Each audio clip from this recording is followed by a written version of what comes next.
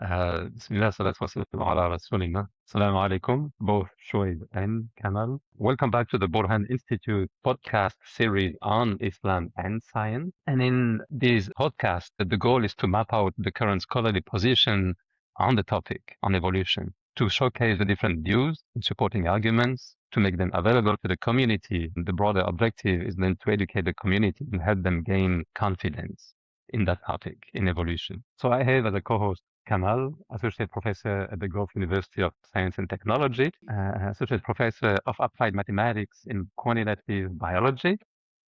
And we have the privilege today of having Dr. Shoaib Ahmed Malik, lecturer in Science and Religion at the University of Edinburgh in the School of Divinity. And you, Shoaib, you hold a dual PhD in Chemical Engineering and Theology. So the way we can go through, you can present the main argument in maybe 10, 15 minutes. If you have slides, you can share the slides, and then we can go through questions and answers, inshallah. But again, thank you for joining. It's a pleasure to have you. Jazakallah. Thank you. It's clear. Bismillah ar-Rahman ar-Rahim. Thank you very much, first and foremost, to the both of you for inviting me to your platform. I hope this will be a fun conversation. So I'm not going to spend too much time explaining my own narrative. I think there's several videos up there that already do that. But just for the sake of putting us all on the same page, I will briefly go over the four main positions. There are many ways of classifying positions, and I don't think there's any one right position. It will depend on what the classifier wants to stress and exclude, right? For me, personally speaking, when I was looking at the different positions, I think the main point of difficulty is what exactly belongs to the tree of life, right? That really is the main thing. I think you can square away random mutations, you can square away natural selection, but it's primarily what do you include and exclude from the tree of life. Given that, the way I talk about evolution is through these four positions. Yeah. So there are four positions in the literature that I've developed through my book, Islam and Evolution, Al-Ghazali, and the Modern Evolutionary Paradigm. And these are those four positions. So you have creationism, human exceptionalism, Adamic exceptionalism, and no exceptions. For people looking at this for the first time, here are some helpful sketches. So when we talk about the tree of life, right? Creationism is on the one end of the spectrum, which says that evolution in its entirety is false. There's no such thing as evolution. Species were created directly, instantaneously, miraculously by God. And then there are two variations of creationism that I've seen in the literature, and I've just referred to these as creationism A and creationism B. The difference is, I think, very straightforward. A says that, God created, the start of these species at different points in time, and that they went extinct at different points in time. Some are which still living today. Whereas creationism B says all of them started at the same point of time, but then they had different extinction dates. Now, human exceptionalism is one level up, so to speak. So this position says evolution is true for everything, right? No problem. But Adam, Eve, and their lineage is excluded from this process. There is nothing here that connects us with the rest of the biological world, right? So that's what I mean by human exceptionalism. Adamic exceptionalism, which is the thesis that I've coined through the works of David Salman Zilajal.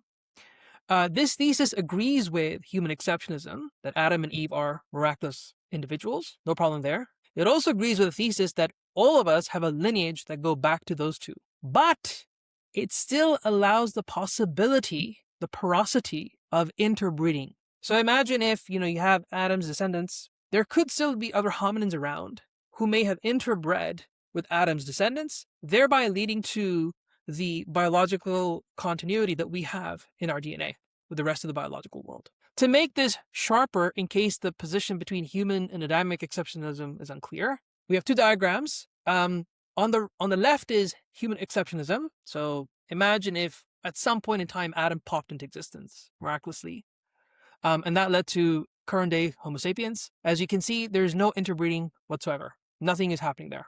But when we go to the right, since we don't know when Adam existed, scripture is silent on this particular point. Adam could have existed here, or wherever in the timeline. And it therefore allows the possibility that perhaps interbreeding could have occurred. And we know that, at least for Neanderthals and Homo sapiens, interbreeding did occur. That's what's at least been established through contemporary science. So this is what I'm trying to highlight as a distinction between these two is that interbreeding is acceptable to Adamic exceptionalism. It is unacceptable to human exceptionalism, right? That's the key thing. And no exceptionalism says that everything is good to go. Even Adam and Eve can be explained away. They're not miraculous events or agents. They might be metaphors, but if they're real, they could have had a mother and father. And so they try to read scripture accordingly. Now, in my personal discussion, again, I'm cutting a long story short. There are two ways to evaluate this conversation. For me, it comes down to your metaphysics and your scriptural hermeneutics, right? Metaphysically, my position, I'm a Sunni Muslim. I come from the Ash'ari perspective. That is the position I adopt. I do not say that others are necessarily wrong, but I come more in agreement with the Ash'ari school of thought than others. Is it problem-free? No. I think all these theological models have their respective limitations. But I feel like in terms of most of my positions, they align with the Ash'ari perspective. So the first thing that I ask is, given what we know about God, given what we know about creation, given what we know about the relationship between these two, could God create us through creationism, human exceptionalism, Adamic exceptionalism, no exceptions? I say yes, no problem. God is not bound to any one of these things, right? Anything that's possible, God can create. And the reason why that's important to highlight, and it's not non-trivial, is because I want people to understand that there's nothing inherently atheistic about evolution. Because the moment you go out in the market, evolution almost equates to atheism or naturalism.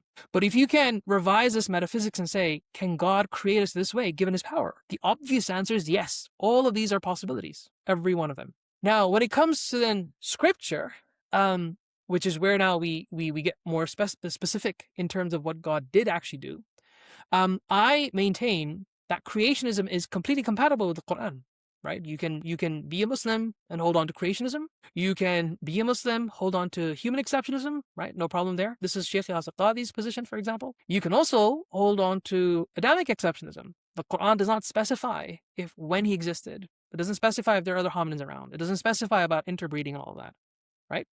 Where I draw the line, however, personally, is no exceptions. I think to overread the Adamic account, either as metaphors or as if they're non-miraculous events, I think is a bit of a stretch of the text. To be clear, I went into this investigation almost 8 years ago now, thinking that it's possible to read them without any miracle. I changed my belief after writing the book. So I evolved as much as I did with my research. So I'll leave it there. That's my, 5-minute summary. Hopefully we can have a good chat about it. That makes sense. So maybe to follow up on that last slide, like what would be the strongest argument for Adamic exceptionalism? I think that all of those are equally compatible. Al-Ghazali, he has this interesting principle that if you have multiple competing interpretations, you don't need to necessarily boil down to one.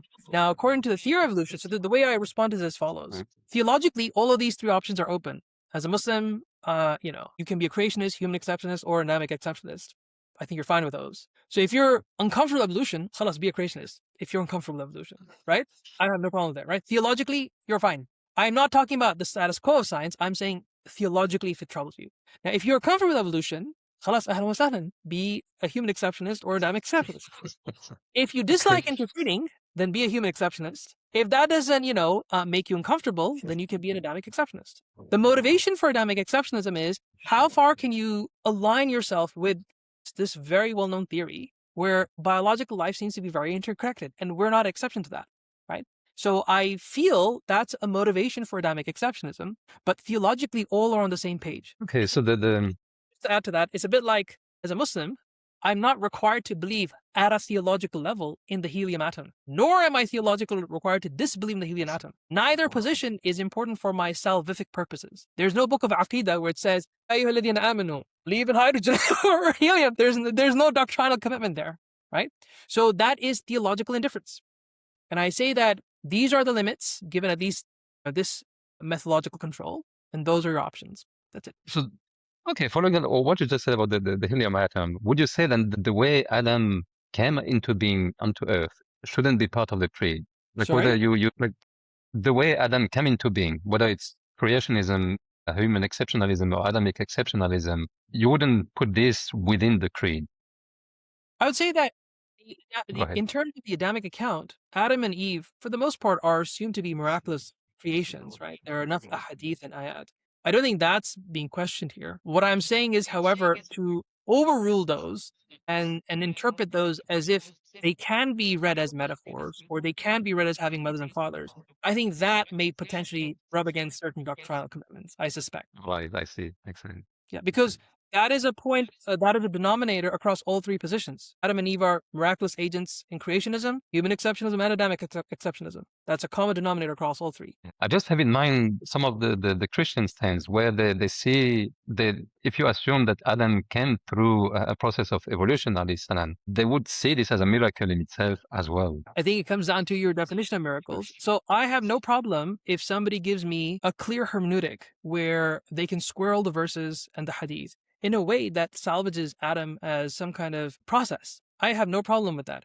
I just haven't seen it as of yet. Right? I I'm see. open to changing my mind. I say this as someone who believed that was possible before getting into the space, only to realize I think there's too much hermeneutic pressure to do otherwise. I think it's difficult. It's very difficult to read those texts otherwise. Inshallah.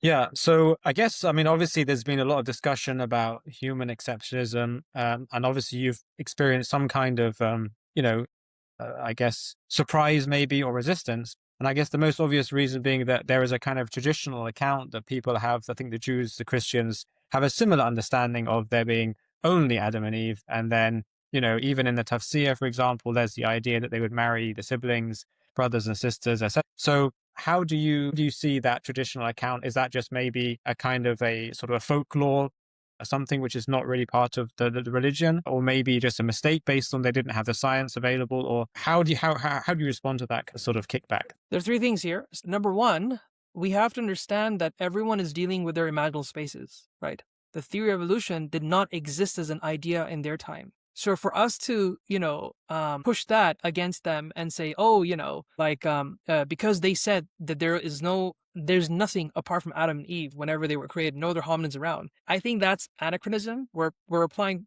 our contemporary ideas onto the past, which they may have never thought of before. So I think we need to kind of move beyond presumptions of the day, right?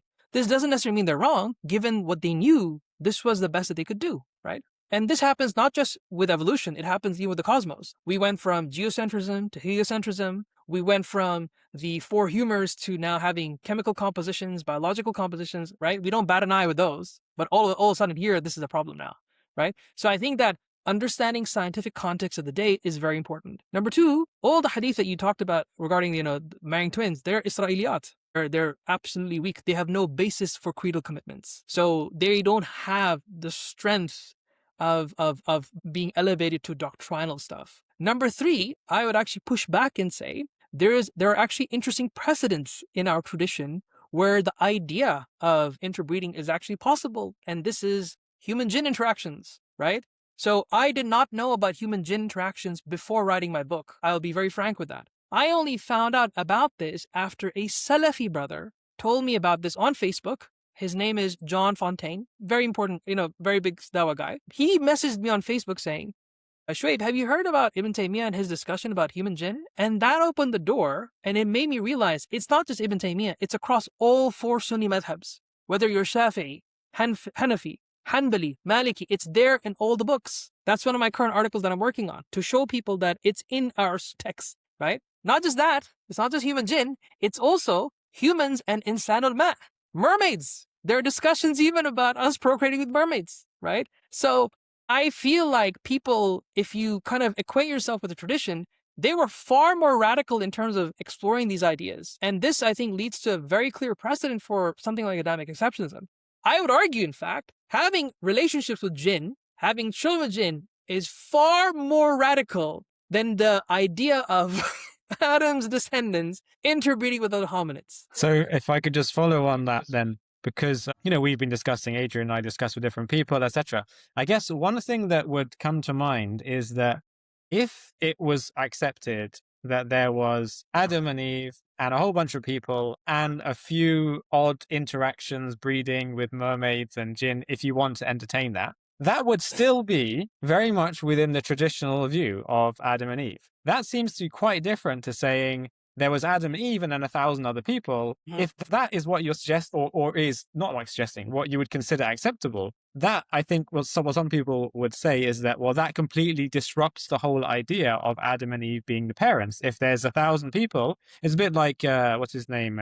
Joshua Swami Das and his idea of, his saying, oh, actually, Adam could have been 10,000 years ago if you mean by Adam there was a person who is within your lineage. But that, I think, to many people would be a real stretch to what is traditionally considered to be that Adam is the father of people, as opposed to being one among many. So I think just saying that there could be interbreeding with jinn doesn't seem to address the real question, which is, are people derived from Adam and Eve, or is it just Adam and Eve being one couple among a population? So this is the kind of conversations that we have with different people. Don't know if you have any thoughts on that. Yeah, 2 points. So there's an event between Prophet Solomon and the Queen of Sheba. There are several tafsir that talked about she was half jinn. So if we've accepted her within the human locale, I don't think there's a problem here, number one. Number two, we have to distinguish between universal ancestry and exclusive ancestry. Previously, traditionally, we've assumed that both were correct, right? I'm not saying that we should question universal ancestry. We believe that Adam and Eve are our parents, no problem there. The pressure point comes from now whether we are exclusive. And I think there's enough support from the tradition to say that exclusiveness may not necessarily be warranted, given things like human jinn and Sheba. I also want to qualify, Adamic exceptionalism does not mean that there can be humans alive today that have no lineage to Adam and Eve. So it excludes that there are non-Adamic lineages that are alive today. Every single one of us should be able to trace a lineage back to Adam and Eve. Now, me and you don't have those details, Allah does. But so long as those conditions are satisfied, khalas, every permutation around that works, in my opinion. I think the jinn took Adrien. Yeah, he's gone. That's it. Okay, he's come back, looks like. There he is. He's come back. Yes, he's back. He's back. Adrien, we were joking. Just continue, it doesn't matter. Yeah. So there's also, again, related to that, coming back to the scripture, you'll be aware of this as well, in the conversations about Quran 4:1, Surah Nisa, verse 1, this address, which appears to be, or is normally considered to be, that you are from only two, a man and a woman, and from those two, so again, it's kind of the same idea. So it sort of aligns, or maybe is interpreted because of, maybe, however you want to argue that. So the idea that people are only from those two, Fakhruddin Razi, for example, appeared to support this view. So again, I think some people might say is, theoretically, you could imagine a population, but actually that verse and the traditional understanding doesn't fit with that. I guess even if there was some other, well, actually, I guess, how do you see that verse then? Maybe let's just say that. So Quran 4:1, how do you see that? All right, a couple of points. So everything that I said earlier applies here as well, right? That the same scholars had this question of human jinn, and that wasn't, at all kind of made problematic. There's actually an entire work called Ahkam al-Marjan fi Ahkam al-Jan. It's the most, I would say, thorough work on the jinn. He clearly talks about, not is it possible, it actually has happened. And he talks about where the disagreement is, in fact, is in the space of juristic permissibility, right? Some people said it was haram, some people makruh, etc., right? Number two, as for Fakhruddin Razi, you're right, he said something to that effect, but we need to be a bit more accurate here. He interpreted two positions. He said, on the one hand, Adam was made from a part, rib or whatever, of Adam, in which case you can kind of see that there's still this lineal connection to Adam. But he also interpreted this position where maybe Eve was created in the same form as the same essence of Adam, without that clear linkage, so to speak. So this essence, she was constructed in that essence. Now he says that the first opinion is stronger, but he didn't rule the second one out either. That's the second point. The third point is all the conditions that I said earlier, that there must be no non-Adamic lineage that is alive today, that must be maintained. You can still hold on to that verse. Adamic exceptionalism maintains Adam and Eve are miraculous agents. We all have a lineage that goes back to them. That is still squarable with 4:1, personally speaking. None of that is jeopardized, in my opinion. Thank you. Adrien, do you have any? Yeah, so we had another speaker, and he made me realize that if you accept that Adam had a soul and Eve had a soul, and if you assume that they're interbreeding with other hominins that do not have souls, would you equate then Adam and Eve to interbreed with like animal-ish? So I think that what could their status have been? I'm entertaining whether they could have had taklif, whether they could have some consciousness or abilities, right? I think that's an open question. I personally think that's an open question. So, for example, if you look at the debates between the Ash'aris and the Maturidis, right? Because one of the questions is, did they have taklif? Were they accountable beings? According to the Ash'ari definition, taklif is only when a risala comes to you, when a message and a messenger comes to you. Whereas for Maturidis, the mere fact you have aql, that is sufficient for the risala to have been sent. That's it. It's your aql. So if you go by the Ash'ari definition, could they have been conscious, rational beings? Yes, I think that plausibility is there. But they may not have been mukallifin. And only when Adam alayhi salam, popped into existence, he may have shared that risala. So, I don't think that's problematic at all. so would you see Adam as the prophet, bringing them to an elevated I don't have. concept? Yeah, these are ideas that I'm still kind of thinking about a bit more carefully, but these are my current thoughts at the moment. I'm looking into the space of pre-Adamic accountability, pre-Adamic consciousness. What would that look like in these entities? And I feel like you can still hold on to very similar aqli beings as Adam and Eve, just not having the risala as such. I'm open to that possibility. Okay, and then if I may push back against Adamic exceptionalism, Sure. because I've seen Yes, whatever. This is the place to do so, bro. because I mean I've seen two opposing positions. The first is to say, why would Allah choose to create everything through evolution except Adam? In the sense that metaphysically it doesn't make sense. Evolution itself doesn't make sense, so that person would reject evolution entirely. And it would call that idea of Adamic exceptionalism like Allah trying to trick us, because the fossil record shows otherwise, because the genetics might shows otherwise. Why would you assume one way for Adam and another for the rest of creation? Sure. So, sorry, was that your first question? I can only hold go so ahead. much in my. Okay, great. Go What ahead. extent do you want in terms of questions and how much I can take in a go? So, to answer that question directly, I think this is completely misunderstanding the Ash'ari perspective. If this is a genuine argument, because you can apply that very same argument to every miracle mentioned in Scripture. Oh, God was a trickster. At the moment Moses wanted to escape, all of a sudden the seas separated. Oh, at the moment when he wanted to prove himself, the snake just happened to have come about from his staff. Right? That trickster idea applies to every miracle. The point here is that Ash'aris believe in miraculous possibilities. If God created the world, God created laws of nature, there's nothing stopping him from changing local events for a functional narrative, right? And these functional narratives are there to prove prophethood or something to that effect. There are various kinds of miracles, but these are just like the primary ones. So I think this trickster opinion is false because it actually undermines the rest of the miracle if you want to be consistent. Number two, I also think that you have to bear in mind that we as Muslims should not be afraid of challenging assumptions that were never challenged in the past because of new ideas. Like I said earlier, I think you make two errors there. You have this error of anachronism and reverse anachronism. You push back contemporary ideas onto the past and you reject them because the past never entertained them. And at the same time, because the past never entertained them, you believe that these possibilities just don't exist. I believe that we should have the comfortability in being able to say, oh, here are some suggestions. Let's see how much of these can be stress tested. And that's all I'm trying to do. I believe that if you stress test the theological space, Adamic exception is a viable thesis. Will it satisfy everyone? I don't think so. I'm totally open to that. But my point is, I would love to see a detailed criticism of Adamic exceptionalism. And I have. I don't agree necessarily with some of it. And I have articles even countering some positions that are out there. But I haven't really seen a solid theological criticism so far. I don't think the trickster objection works. Now, if you want to now stress Allah's hikmah, his wisdom, as your fundamental bedrock, and from there you want to say, God is all wise, God would not set up laws only then to change them because that would undermine his wisdom, that's a totally different metaphysical starting point. You're no longer in the Ash'ari space. The fundamental starting point for the Ash'ara are simply qudra. You cannot straitjacket God because of science or moral considerations. That's it. If he wanted to create a miracle, he could. Okay, and so the second argument is not a theological argument, it's more a scientific argument. If you take science as being able to infer your reading of the text, one of the conditions is to pick the simplest solution possible. And it's like, if Allah created the rest of creation through evolution, then he should create Adam as well through evolution, because that would be the simplest explanation on the appearance of Adam alayhi salam. If you have Well, your thought on that.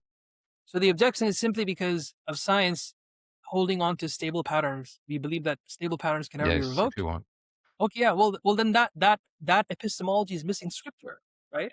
Now you could have the attitude that scripture makes no meaningful existential statements. That's a position you can have if you want to, Yeah. right?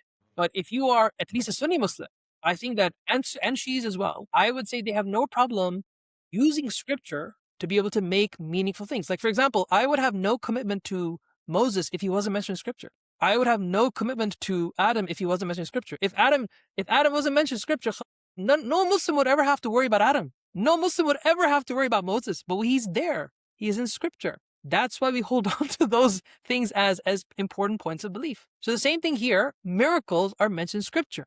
Now, if you have a different metaphysics where you believe that causal pathways are fixed, that violations don't occur, yeah, khalas, fine. Ahlan wa sahlan, do your job, right? Like that was, for example, the position of the Falasifa. They believed that these laws were necessarily fixed. But that's a different metaphysics of the Ash'ari system. Now, if you have a problem with the Ash'ari system, absolutely fine. Go ahead and Okay. criticize Ash'ari system as much as you want. When I am speaking as an Ash'ari, I acknowledge the problems that it has, but I say that within that system, these are possible. You have to show me if they're not possible within this system. That's when you can say that my thesis is incorrect. If you disagree with the system, that's okay. Then we're talking about cross methods, not intra-method differences. All right, makes sense. Because we mentioned a few times miracles, could you define what are for you miracles? Yeah.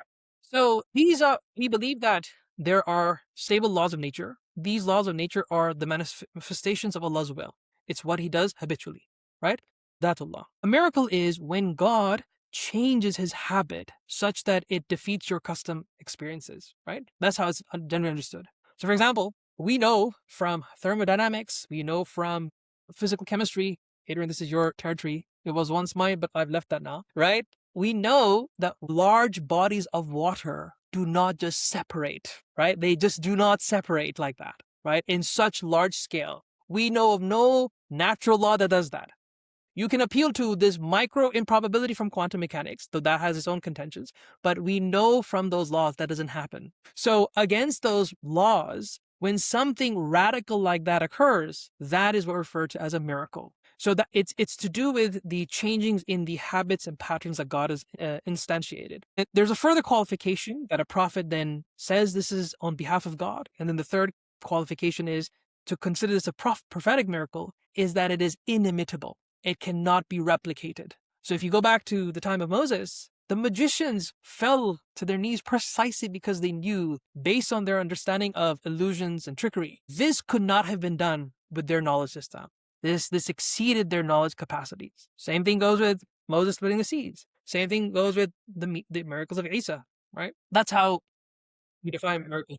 So then another question comes to mind. Could you then understand miracles as still being a natural law, but just a broader law that only applies in certain time or even only once? Sure. So I have no problem. I think we live, all three of us, because we all have science backgrounds, I think all three of us would be very comfortable of imagining that perhaps there could have been like a force field that pushed the water apart, right? I'm assuming we'd be comfortable with that, right? We have that conceivability, right? Now, we have that knowledge now where we can think of how to create force fields and no problem. But the question then goes back to Moses. How did he get that knowledge? It wasn't in that index, right? He still orchestrated that. He relied upon Allah and something happened. So I have no problem in us replicating them later. But then the question is, where did that knowledge come from? Clearly, that was not in the knowledge base with the people at the time. So could you use a law to replicate miracles later down the line? No problem. But at that moment, in those historical societies, I think that amplifies its miraculousness, if anything. Okay, that's interesting. Yeah. Go ahead. If I can actually, because I've just been reading up recently on some discussions, kind of going back, just trying to pick up on some things that we're reading about in the papers. So there's this topic of Ijmaa, so scholarly consensus, right? And I think one of the discussions related to, Adamic exceptionalism is that there was a traditional view, and that held, I've heard two scholars actually, one of them saying that, the belief that everybody is only from Adam and there was no, other populations is a belief that has just been passed down, for all of Muslim history. And there's a kind of ijma there in the sense of being, and someone else quoting a different scholar quoting a more sort of formal ijma, a consensus that everybody alive is only from Adam alayhi salam. So how do you see ijma within hermeneutics? What's the role? Is it how do you see that somehow? Yeah, so I think that there's ijma here and also something called ma'lum al-nadim bid-darura, right? So what is known, something in the religion by necessity. Both of these come, hand in hand in this particular discussion. So now the function of ijma, I believe it's a valid principle, no doubt about it, right? But I think what happens is when we have now new paradigms, we must have the capability to question things that our previous scholars did not know. That is a valid question. I have no problem conceding there is complete ijma on a pre-Darwinian era that was the narrative. But now, can we hold on to that ijma in a post-Darwinian narrative? I question that.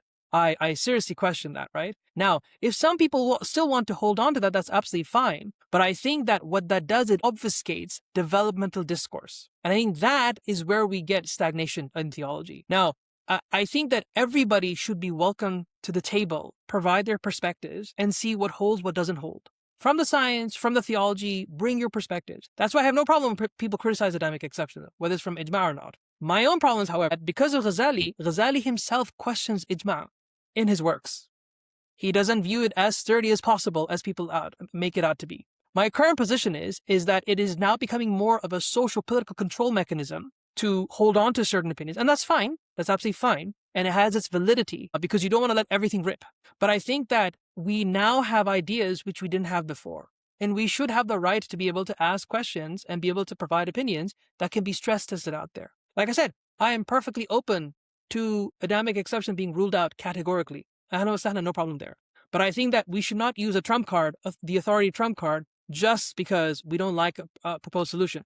The arguments must be dealt with on their basis. If you believe that that Adam and Eve must be interpreted through universal as well as exclusive ancestry, provide the arguments. I don't see those arguments even in our own tradition, right? So actually following on that then, actually, I mean, in terms, like you're saying, discussion. So actually, what do you think would be the ideal situation right now for how we should, as a community, make this conversation, move forward, get together, clear up differences, or maybe not clear up differences if there's no need? Like, what do you think should be happening right now? Scientists, theologians, Muslims? I feel that what needs to happen is we need to replicate whatever was happening in the past, which is somebody wrote a paper, somebody wrote a book, somebody counter-refuted that, and then somebody wrote refutation of that, right? That's how discourse develops. But if we're just now humdrumming in silence because of ijma, that does no good to anyone, right? So I definitely believe that there should be more papers. Like, for example, I loved Ismail Lallah's paper that came out recently, because he kind of says that from a tafsir point of view, if you take that opinion, they will most likely lock into human exceptionalism. And he provides good arguments. That's a good step. Amar Qureshi, he writes a paper using ijma to undermine the thesis for things like Adamic exception. That's a good contribution. Good. Those papers need to be out there. And then we can see the tussle back and forth. I think that's the only way to develop the discourse. Like, I would say the language and the discourse of Islam and evolution is far more refined it is now than it was 20 years ago, just because of all of this back and forth. That's how you get good discussions. And what about the scientists like Adrien and myself, people who are like in the field somehow? What's our role, do you think? So I think that this is where I find from the theological side, there seems to be almost like hand-waving dismissal of the science almost, right? So I know people, for instance, that they'll say that evolution, it's just done. It's just probabilities. It's never going to like reach qat'i status. It's never going to be absolute at all. And the thing is, you can actually make that argument no matter how refined the science is theologically. Because 1 + 1 is equal to 2, intrinsically and necessary. But science will always have some degree of tenderness, which all scientists know about. And you can just immediately brush that off theologically, which I find incredibly problematic. Because by that, what you're doing is you're saying that even if it's like hypothetical, then this is the reason why I do what-if analysis. I never actually say that you have to believe in the science. But I said, let's just say, for the sake of the argument, the science is true. How much of that can we actually entertain theologically? in other words, I think scientists need to, more, I think, accessible work that shows how plausible evolution is, evidentially speaking. One of the problems that I had when I came into this was just a huge, steep learning curve about evolution. And to convey that to the wider public is a nightmare. It's so impossible to explain that, right? The Punnett square, genetics, random mutation, natural selection. There's just a lot going on there. So I feel scientists can contribute in a couple of ways. I feel like Joshua Samidas, the reason why his work was, I think, really good is because he has this way of providing oxygen and space where he shows what the science is and isn't actually saying, and where there are rooms where theological claims can house themselves very safely, right? So his notion that, genetic ancestry dissolves pretty much. You have like ghost ancestors after, 15 generations ago. There's nothing you can kind of further reach out into. And he has these like metaphors of tunnel vision versus, telescopic vision. And I think those kinds of things are really helpful to show what science can say, what science cannot say. He has this lovely paragraph in there where he was at a workshop with atheist professors, scientists, and they said that they agreed, this is the thing, they agreed that science cannot rule out two individuals created miraculously on its own. Science cannot do that for you. It does not have the tools to do that for you.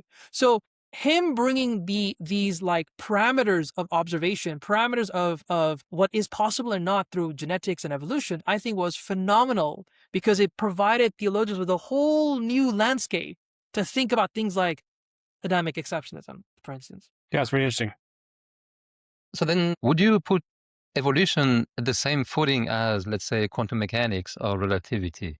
I think quantum mechanics is at a higher level. I think that's one of our most, I think, robust theories possible. I'd say that for me, what really convinced me about the science of evolution was the human-chimp genetics, right? I think that particularly ERVs, endogenous retroviruses, that is really hard to get around, in my opinion. Now, you could still interpret those through human exceptionalism, saying that, so Yasser Qadhi's position, what is it? He says that, okay, so humans were developing, God created Adam and Eve with all the right biocharacteristics, such that it feels like it's continuous, right? You could still have that narrative if you want to.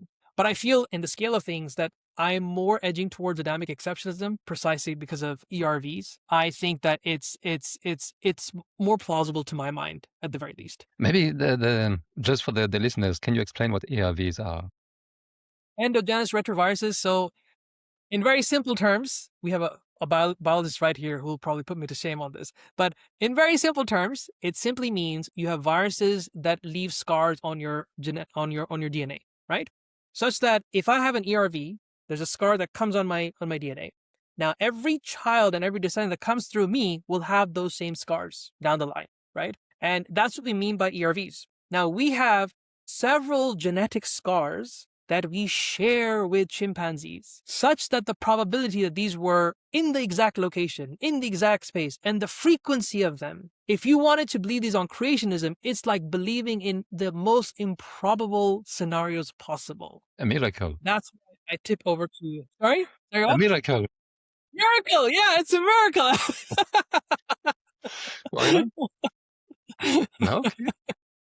So, since we were talking about genetics, what's your view on the genetic bottleneck, saying that Adam and Eve couldn't have been alone? Yeah, so I think that's another, non-scriptural push towards Adamic exceptionalism, where if you just have two people, the genetic pool is just so thin that it'll probably lead to die out and extinction, because you need that genetic diversity in order for species survival, right? But if there are other hominins around and you have a wider genetic pool, this makes survival chances much more likely, right? So I've seen that as an argument. Now, the human exceptionists could still argue, well, maybe God successively intervened to save that initial community, after which, it just carried on naturally, whatever that may mean. So you can argue both ways. I just find it on the scale of things, Adamic exceptionalism wins out on this one. Adamic exceptionalism related to this issue also wins out on the incest issue, if you believe in objective moral principles. So if you believe in the human exceptions account, then you believe that Adam and Eve's descendants did incest, right? That's the entailment of that. Brother and sister marrying, if you want to believe in those accounts. I believe that the scholars mention about other creations. Hin bin jin, yes. So these are like previous entities. There's also the terminology of nasnas, which I found in the Shi'i scriptures, but I've not found in Sunni stuff. In Sunni stuff, it's largely been hin and bin, which were these characters that we just don't know much about. But prior to Adam, they were prior to Adam. Yeah, this is in Tafsir ibn Kathir. Then maybe I have another question about the book itself. Within the book, you write that Adam is a miracle beyond doubt because of scriptures, but you didn't refer to a specific verse or hadith. So which one you had in mind? Well, I mostly had Or is it a collection? Imran. The collection, yeah, the hadith, when you put it all together, him being made out of clay, the tamthil between Isa and Adam alayhi salam, Surah Imran, I believe that collective narrative really just, I think, provides a ready-made reading for me that he was miraculous. Now, like I said, if somebody wants now reread those with a hermeneutic that doesn't provide some anomaly with the other verses in the Quranic context, I'm happy to listen to that. I'm very happy to listen to that. I just haven't found it yet. Interesting. Something to explore. Yeah. The invitation to explore. Subhanallah. Yeah, I think that's a really good point that you made about exploring, because even, we've been interviewing a few people and it's kind of, they're all Muslim, but yet some people are having completely different, views. Some people are saying evolution is obviously true. Why are we talking about it? Some people are saying it's obviously false. It's just made up by, atheists. Some people are saying it's this. So I think there's really a lot of room for getting together and having a sort of meaningful conversation between the different groups, because they're all over the place at the moment. Yeah. I mean, actually, it's not just Muslims. Obviously, different communities have different opinions, but you would have thought that even people who are at least ascribed to a certain, Sunni, let's say, or vaguely Ash'ari Maturidi, they should roughly agree. You would have thought. Yeah. I think there's the reason why I think evolution raises so many concerns is because it became lumped up with many isms. So modernism, right? This is modernity disrupted our tradition. Modernity, provides narratives like evolution. Evolution destroys our morality. Evolution rids us of human uniqueness and all of that. It also forces us to rethink scripture.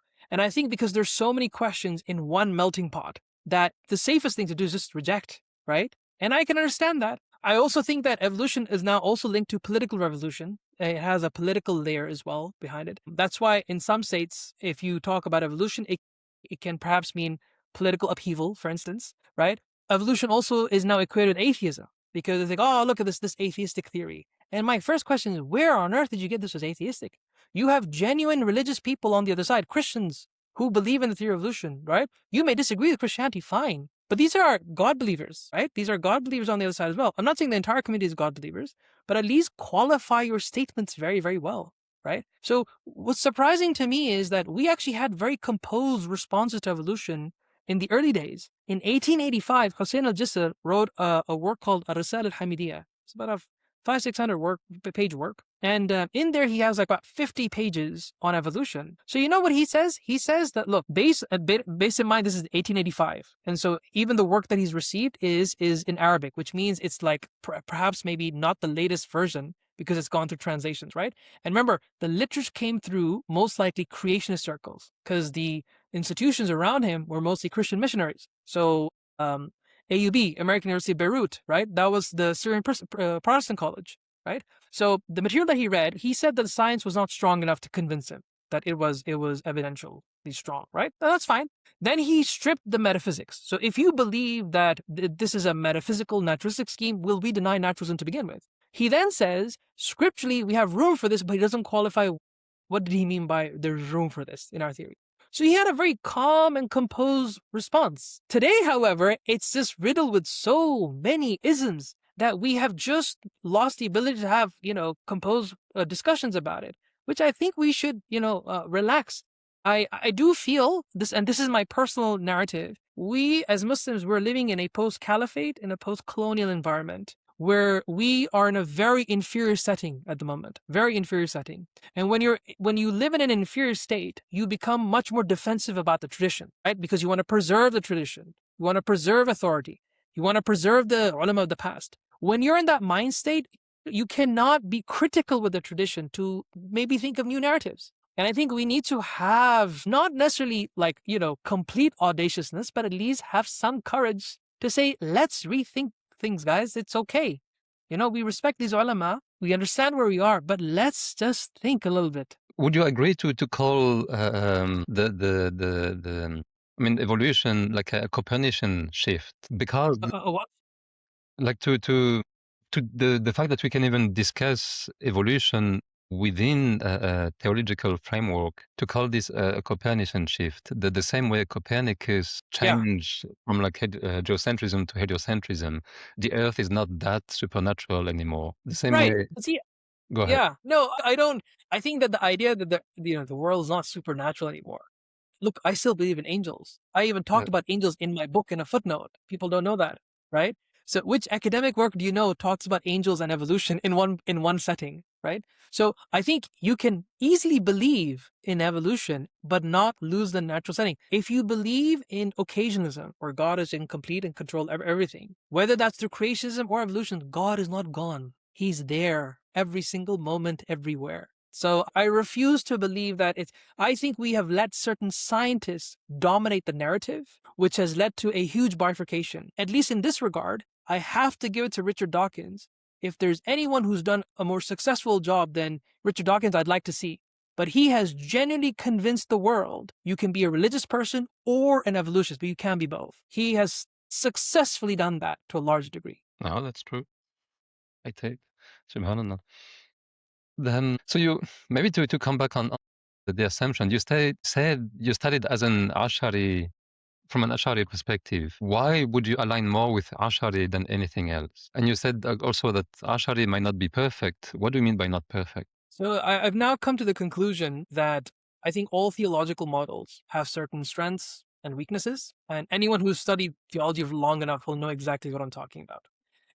So, for example, in Ash'ari theology, they have this position known as occasionalism, where God controls everything, God knows everything. An obvious question then is, well, where's the room for free will? Where does free will come? And this is where schools criticize them on, right? So you have left no room there, right? So I think that that's a clear tension point. How do you square absolute control, absolute knowledge with that? And I personally don't think Ash'aris have a good solution there, frankly speaking, right? And I accept that. I accept that there's no solution there. My own position is that I don't know how to square that.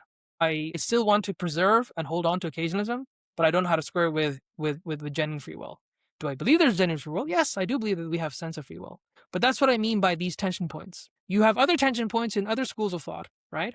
And that's in part, let me just show this here. It is in part what motivated me to write this book, The 7 Classical Perspectives for Islam and Science, right? It's to show, committed Muslims around the world that we have rich traditions, and each of these traditions have their positions, their respective, ways of looking at the world. And what I'd like to see is more exploration through other schools of thought, right? I don't want the Ash'ari school to be the only dominant school in this discussion, personally speaking. I want to see how others can develop the narrative, right? And see what is the Taymiyyid response to evolution? What is the Avicennian response to evolution? So I feel like there are going to be some interesting developments. I hope that future generation scholars of Islam and science will be able to take these ideas forward and see and show us maybe what we're missing right now. They have maybe better things to do. So I think this is what I mean by, that not every theological system has everything going for it. There are some strengths, there's some weaknesses. In terms of all my collective opinions that I personally believe in, they align most with the Ash'ari school. That's it. Right? No. I'm not going to go through a whole Ash'ari lesson here with you guys. But No, you don't need. this is the nutshell. No, mashallah, good, interesting. Subhanallah. I don't know, Kamal, if you have other questions. No, it's okay. I think it's clear. No, subhanallah. Again, Jazakallah khairan. Thank you for exposing your knowledge and sharing with us. That was great. Thank you for inviting me. If I said anything that was wrong, or if any viewer felt offended, please forgive me. But I'm just trying to have, I think, honest conversations and trying to help people to navigate complex questions. So I feel like this platform is doing a good job. Yeah, Thank you both. it is. Yeah, I feel it is beneficial and necessary. So Jazakallah khairan for that. جزاك الله خير. جزاك الله خير. سبحان ربك رب العزة عما يصفون، والسلام على المرسلين والحمد لله رب العالمين. جزاك